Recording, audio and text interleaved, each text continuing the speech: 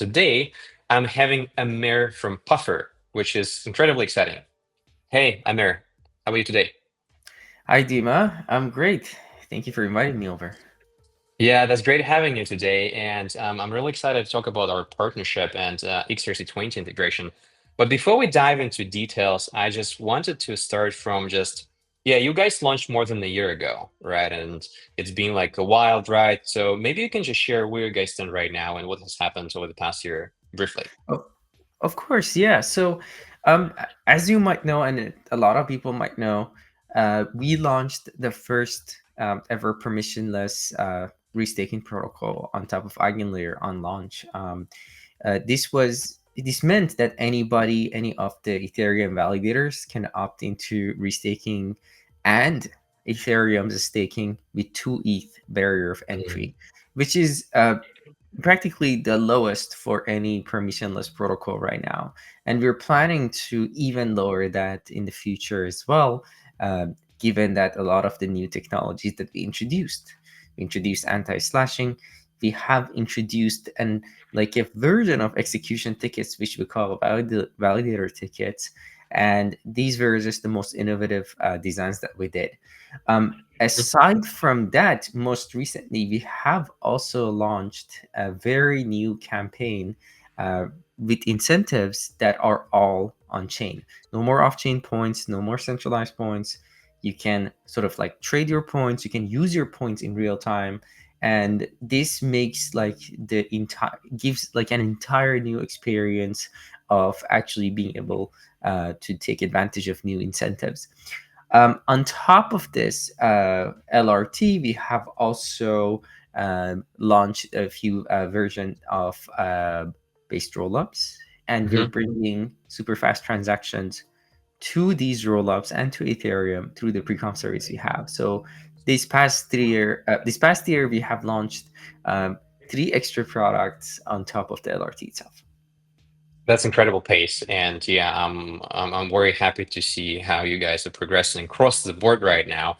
And obviously, you also done quite some progress in cross-chain, right? So pufETH is available on quite a few chains. So I'm curious, why is cross-chain important for you and then pufETH?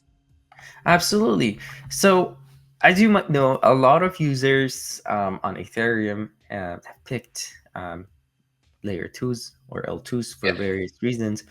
Either it is to take advantage of the new incentives that pop up on chain, or it is to do like cheaper transactions and be able to take advantage of that.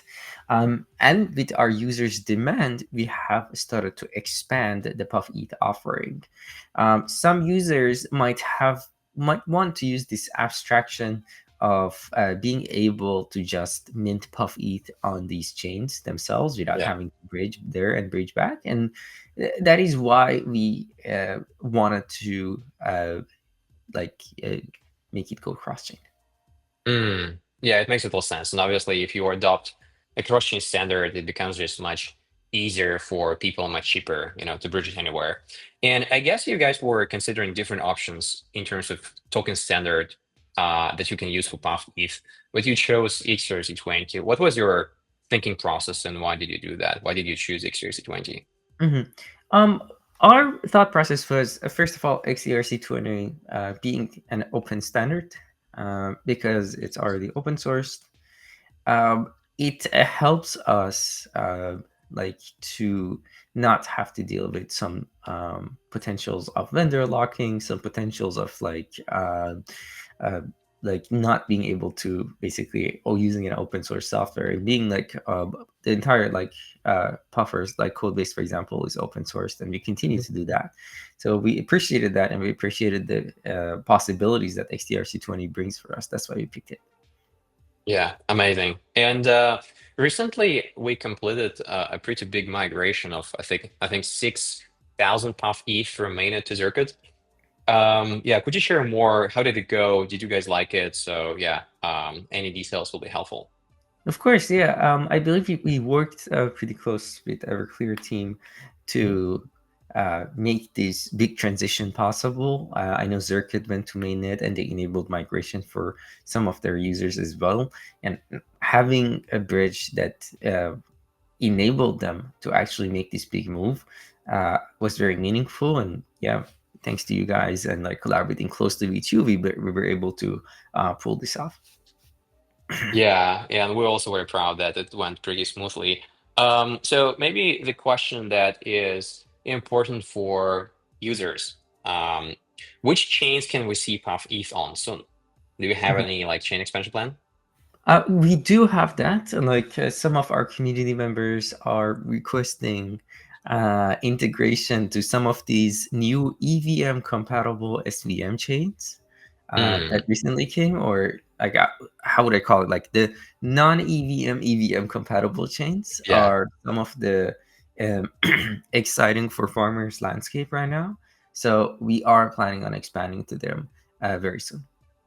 Okay. Yeah, and Everclear is also shipping Solana SVMs, and probably like end of the month or early April that will be live. So yeah, excited about that. Okay, moving on from the integration that we have just to other things. So I know that you personally quite a big thinker around interop. So my question is like, what's your hot take on interoperability this year?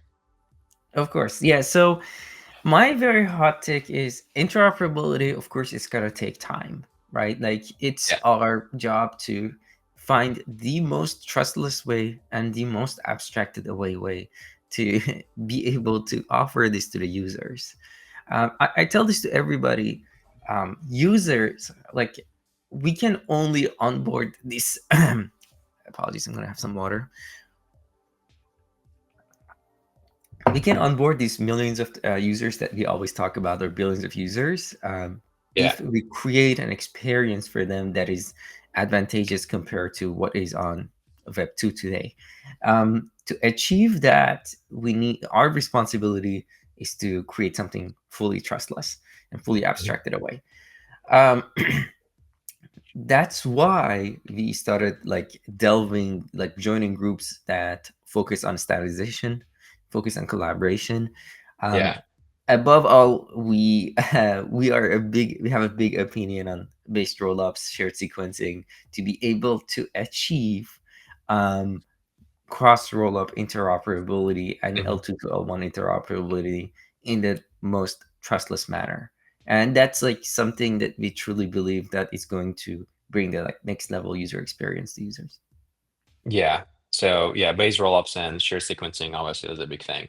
Okay, amazing. Well, my final question is, could you share anything that you probably haven't shared before with your community and ours in terms of like Puffer's plans this year? So anything big coming? Of course. So, like always, more chains is always coming. Again, above like our other efforts to improving, enhancing infra, um, we're always rely on community participation. We rely on them for running our nodes. Right now, we have like thousands of nodes, like all run by our community. So we rely on their participation.